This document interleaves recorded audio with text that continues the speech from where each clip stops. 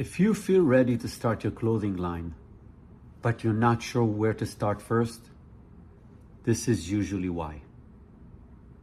You have ideas, references, maybe even product concept, but there's no real structure behind it. So everything starts to feel unclear. What to design, what type of materials I should use, what to prioritize, what decisions actually matter first.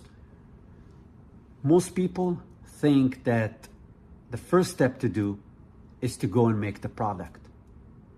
But the real first step is getting clarity behind it.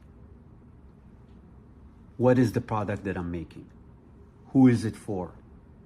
Where is it going to sit in the market? And how is it supposed to work as a product? See, when you go into development and production, you're not exploring anymore. You're executing.